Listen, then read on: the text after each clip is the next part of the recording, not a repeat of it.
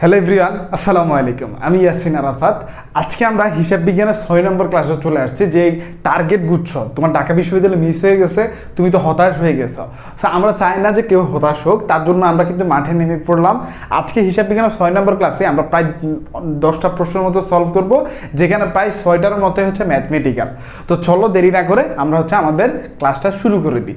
First কোশ্চেনটা ছিল এরকম যে নিচের কোনটি হিসাব চক্রের ধাপ নয়। এটা একদম থিওরিটিক্যাল প্রশ্ন, আমরা সারা জীবন পড়ে আসছি, ইনশাল্লাহ আমরা এই প্রশ্নটাও পারবো। হিসাব চক্রের ধাপ নয়, জাবেদা অবশ্যই ধাপ, আর্থিক বিবরণী অবশ্যই, খতিয়ান অবশ্যই, শুধু নগদ প্রবাহ বিবরণী এটা হচ্ছে আমাদের হিসাব চক্রের ধাপ নয়। তাহলে এটা সঠিক উত্তরটা কি হবে? হিসাব চক্রের ধাপ নয়, নগদ প্রবাহ বিবরণী। বলতো কি? হিসাব চক্রের ধাপ নয়, নগদ প্রবাহ বিবরণী। 2 নম্বর প্রশ্নে এসে বললো নিচের কোন লেনদেনের ফলে দায় বাড়বে, একটি সম্পত্তি বাড়বে, একটি সম্পত্তি কমবে। মানে হলো একটা সম্পত্তি বাড়বে, একটা সম্পত্তি কমবে এবং একটা দায় বাড়বে। তাহলে আমরা একটু প্রত্যেকটা জাবেদা দেখি। একটি সম্পত্তির ধারে ক্রয় করাতে আমাদের কি হয়েছে? সম্পত্তি বৃদ্ধি পাইছে, দায় বৃদ্ধি পাইছে। তাহলে আমাদের 2টা কন্ডিশন ফিল আপ করতেছে, 3টে আরেকটা কন্ডিশন লাগবে যে আরেকটা সম্পত্তিও হ্রাস পাইতে হবে। ঠিক আছে, আসবাবপত্র জাস্ট এখানে আসবাবপত্র দিছে, আর কিছু বলা নাই। পুরনো আসবাবপত্র নগদে বিক্রয়। এখন দেখো, পুরনো আসবাবপত্র নগদে বিক্রি করায় আমার কি হয়েছে? নগদের বৃদ্ধি পাইছে আর আসবাবপত্র কমে গেছে। তাহলে একটা সম্পত্তি বৃদ্ধি আর একটা সম্পত্তি হ্রাস। আমাদের রিকোয়ারমেন্ট ছিল যে দায়ও বাড়বে, আবার একটা সম্পত্তি বাড়বে আর একটা সম্পত্তি কমবে। এটা পরের 2টা রিকোয়ারমেন্ট ফিল আপ করলো, প্রথমটা করে নাই। খ নম্বরটাতে আসো, আংশিক নগদ টাকায় যন্ত্রপাতি কয়। তাহলে দেখো এটা জাবেদাটা কি, মানে আংশিক নগদ টাকায়। তাহলে আর যে আংশিকটা সেটা কি দিয়ে ক্রয় করছে? বাকিতে। তাহলে জাবেদাটা হবে কি? যন্ত্রপাতি হিসাব ডেবিট, নগদান হিসাব ক্রেডিট, দায় হিসাব মানে আমাদের পাওনাদার হিসাব ক্রেডিট। তাহলে দেখো এখানে আমাদের একটা সম্পত্তি বৃদ্ধি পাইছে, যন্ত্রপাতি আসছে, আর একটা সম্পত্তি হ্রাস পাইছে, নগদে টাকা চলে গেছে, আর আমরা যে বাকিতে ক্রয় করছি তার জন্য আমাদের দায় বৃদ্ধি পাইছে। তাহলে এটা সঠিক উত্তর হচ্ছে খ নাম্বারটা। 3 নম্বর এসে বললো খুচরা নগদান তহবিল বৃদ্ধি করার জন্য কোন হিসাব ডেবিট করতে হয়। তাহলে আমরা খুচরা নগদানের তহবিল বাড়াবো, তার জন্য আমাদেরকে কি করতে হবে? আমাদেরকে অবশ্যই বিভিন্ন খুচরা হিসাব করতে হবে। অবশ্যই না নগদান হিসাবের সাথে খুচরা নগদানের সম্পর্ক পুরোপুরি আলাদা।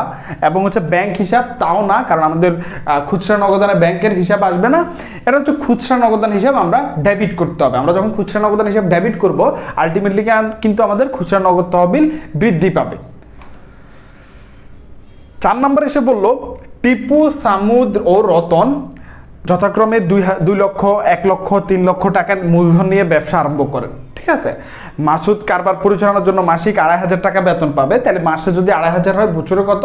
বছরে 30,000 টাকা। চুক্তি অনুযায়ী মূলধনের উপর 10% হারে সুদ। বছর শেষে সমন্বয়ের পূর্বে মুনাফা ছিল 1,50,000 টাকা। বললো যে উক্ত ব্যবসা হতে টিপুর মুনাফার অংশ কত। তাহলে আসো, তাহলে প্রথমে আমরা 3 জনের মূলধনের হিসাব করি। মূলধনের সুদ 2 লক্ষ টাকার 10% আসে 20,000, 1 লক্ষ টাকার আসে 10,000, 3 লক্ষ টাকার আসে 30,000। তাহলে 30,000 আর 10,000 40,000, 40,000 আর 20,000 কত? 40,000 আর 20,000 হচ্ছে তোমার 60,000 টাকা। আর তোমার মাসুদ বেতন পাইতেছে 2,500 টাকা করে মাসে, আর বছরে পাইতেছে কত? 30,000 টাকা। তাহলে তোমার 20, 10 এ 30, 30 এ 60, 60 আর কত? 30 এ 90,000 টাকা। ঠিক আছে, এখন দেখো মুনাফা হয়েছে 1,50,000 টাকা। 1,50,000 টাকা থেকে আমরা যদি 90,000 বিয়োগ দিই, তাহলে আমাদের হাতে থাকে 60,000 টাকা। আর এই 60,000 টাকাকে যেহেতু লোক 3 জন, আমরা যদি 3 দিয়ে ভাগ করি, তাহলে একজনের ভাগে পড়তেছে কত? 20,000 টাকা। তাহলে এটা সঠিক উত্তর হবে ক নাম্বারটা, 20,000 টাকা। 5 নম্বরে এসে আবার একটা প্রশ্ন দিল ডেভিড কোম্পানি লিমিটেড প্রতিটি 10 টাকা মূল্যের 1 লক্ষ শেয়ারে নিবন্ধিত। কোম্পানি 30,000 শেয়ার 3,70,000 টাকায়, মানে 50,000 শেয়ার 6,60,000 টাকায় বিলি করে। মোট বিলিখিত মূলধন পরিমাণ কত? এখন তোমার নর্মালি তুমি উত্তরটা কি দিবা? 6,40,000 আর 3,70,000 যোগ করে দিবা, তুমি ভাববা যে এটাই সঠিক উত্তর, কিন্তু না। দেখো এখানে বললো 10 টাকা মূল্যের 1 লক্ষ শেয়ার, তাহলে প্রতিটা শেয়ারের মূল্য কত? 10,000 টাকা করে। তাহলে দেখো এই যে 30,000 টাকা শেয়ার, এটার মানে বেসিক মানে মূল্য কত? 10 টাকা। তাহলে 3 লক্ষ টাকা 10 টাকা করে 30 মানে 3 লক্ষ টাকা হয়, 30,000 শেয়ার 10 টাকা করে 3 লাখ টাকা হয়। আমরা এখানে বিক্রি করছি 3,70,000 টাকা, তার মানে 70,000 টাকা আমাদের অধিহার, সেটা আমরা আনবো না। আবার 50,000 শেয়ার 10 টাকা করে হয় 5 লক্ষ টাকা, আমরা এখানে 1,40,000 টাকা অধিহারে বিক্রি করছি। তো আমাদের অ্যাকুরেট টাকা কত হয়? 5 লক্ষ টাকা হবে আর 3 লক্ষ টাকা হবে। তাহলে 3 লক্ষ আর 5 লক্ষ যোগ করলে কত হবে? 8 লক্ষ টাকা।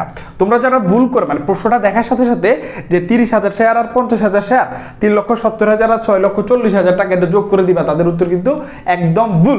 তাহলে এখানে সঠিক উত্তরটা হবে তোমার মানে 3 লক্ষ যোগ 5 লক্ষ, এটা হবে 8 লক্ষ টাকা। তাহলে এটা সঠিক উত্তর 8 লক্ষ টাকা। আসো ভাই একটু কথা বলি, সেটা হচ্ছে তোমাদের অনেকেই মানে ঢাকা বিশ্ববিদ্যালয়ে পড়ার স্বপ্ন ছিল, কোনোভাবে মিস হয়ে গেছে। এখন কি বলো, বাবা মাকে তো একটা না একটা ইউনিভার্সিটি গিফট করতে হবে, তোমরা কি হাল ছেড়ে দিবা?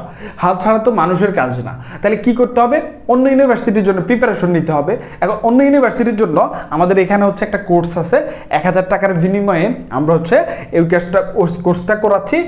ক্লাস শুরু হবে 25 জানুয়ারি মানে জুন থেকে। আর আমাদের এই যে দুটো নাম্বার দেখতেছ, এই দুটো নাম্বারে তুমি যদি ফোন করো তাহলে তোমাকে আরো বিস্তারিত বলে দিবে যে কিভাবে ভর্তি হইতে হয়। আর আমাদের ক্লাসে দেখতেছ যে মানে হিসাব বিজ্ঞানের উপর 12টা, ব্যবসা সংগঠনের উপর 12টা, সবগুলো বিষয়ের উপর 12টা করে ক্লাস থাকবে।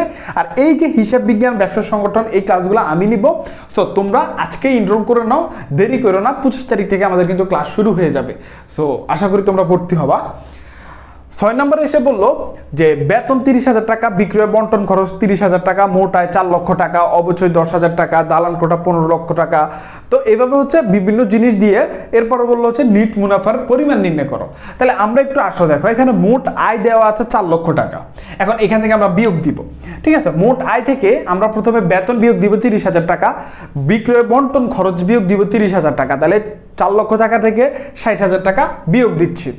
অবশ্যই বিয়োগ দিব 10,000 টাকা। তাহলে মানে হচ্ছে 4 লক্ষ টাকা থেকে 70,000 টাকা বিয়োগ দিচ্ছি অলরেডি।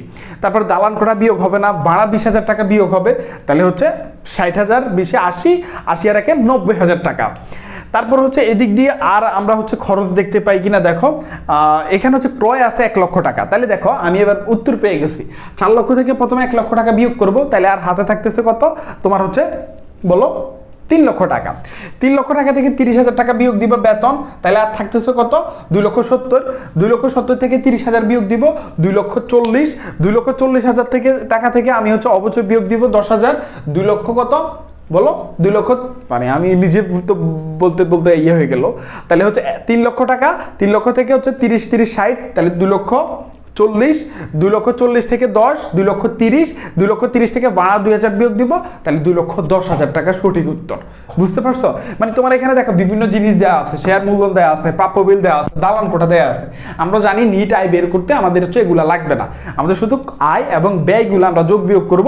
তাহলে এটা সঠিক উত্তর কত বের করলাম ভাইয়া? 2,10,000 টাকা। কিভাবে? এই যে 4 লক্ষ টাকা, এটা থেকে প্রথমে ক্রয় বিয়োগ দিলাম 1 লক্ষ, তাহলে আর থাকতেছে 3 লাখ। 3 লাখ টাকা থেকে আমি প্রথমে বেতন বিয়োগ দিলাম, বন্টন খরচ 30,000 বিয়োগ দিলাম, তাহলে আর থাকতেছে 2,40,000। সেখান থেকে আমি হচ্ছে 10,000 টাকা অবশ্যই বিয়োগ দিলাম, তাহলে আর থাকতেছে 2,30,000। 2,30,000 থেকে ভাড়া বিয়োগ দিলাম 2,20,000 টাকা, তাহলে আর থাকতেছে কত? তাহলে আর থাকতেছে বলো, তাহলে আর থাকতেছে 2,10,000 টাকা। তাহলে সঠিক উত্তর 2,10,000 টাকা। 7 নম্বরে এসে আরেকটা প্রশ্ন দিল, 1 মার্চ তারিখে প্রারম্ভিক মজুদ ছিল 200 কেজি 20 টাকা দরে, 10 মার্চ তারিখে 100 কেজি ইস্যু করা হয়, 15 মার্চ তারিখে 300 কেজি 25 টাকা দরে ক্রয় করা হয়, 15 মার্চ তারিখে ফিফো পদ্ধতিতে উদ্দীপ্তের পরিমাণ কত? তাহলে দেখো 1 মার্চ তারিখে প্রারম্ভিক মজুদ পণ্য 200 কেজি 20 টাকা দরে, আমরা বিক্রি করে দিচ্ছি 100 কেজি। তাহলে দেখো 200 কেজি 20 টাকা দরে হয় হচ্ছে 4,000 টাকা। যেহেতু হচ্ছে 100 কেজি 20 টাকা দরে বিক্রি করতে হবে, তাহলে আমাদের হচ্ছে কত হাতে থাকতেছে 2,000 টাকা। এবং 30 তারিখে মানে 15 তারিখে আমরা 300 কেজি 25 টাকা করে বিক্রি করছি, তাহলে 300 × 25 যোগ 100 × 20, এটা যোগ করলে আমাদের উত্তর হবে 9,500 টাকা। কিভাবে আমি আবার বলি, এই যে 200 কেজি থেকে আমরা কিন্তু 100 কেজি বিক্রি করে দিচ্ছি, তাহলে আমাদের হাতে আর থাকতেছে 100 কেজি, 100 × 20 আর 300 × 25, এটা যোগ করলে তোমার উত্তর হয়ে যাবে 9,500 টাকা। এরপর হচ্ছে 8 নম্বর প্রশ্ন এসে বললো যে রেয়া মিলে সমন্বিত ক্রয় থাকলে নিচের কোনটি রেয়া মিলে দেখাতে হবে। মানে রেয়া মিলে যদি সমন্বিত ক্রয় থাকে, আমরা জানি রেয়া মিলে তোমার হচ্ছে প্রারম্ভিক মজুদ পণ্য সমাপনী মজুদ পণ্য দুইটার একটা আসে না। এখন বলো তো কোনটা আসে না? এখন বলতেছে আমরা সবসময় জানি যে সমাপনী মজুদ পণ্য রেয়া মিলে আসে না, কিন্তু যদি তোমার রেয়া মিলে সমন্বিত কয় দেওয়া থাকে তাহলে তোমাকে কি আনতে হবে, মানে সমাপনী মজুদ পণ্যটা রেয়া মিলে দেখাইতে হবে। দ্যাটস হচ্ছে আমাদের সঠিক উত্তর হবে খ নাম্বারটা। তাহলে সঠিক উত্তর খ নাম্বারটা। তাহলে আজকে 8টা প্রশ্নই ছিল, পরবর্তী দিন ইনশাল্লাহ আরও 8টা 10টা প্রশ্ন সলভ করব। তোমরা যারা ভর্তি হও নাই অবশ্যই ভর্তি হয়ে নাও। সবার জন্য দোয়া এবং শুভকামনা রইল। আসসালামু আলাইকুম।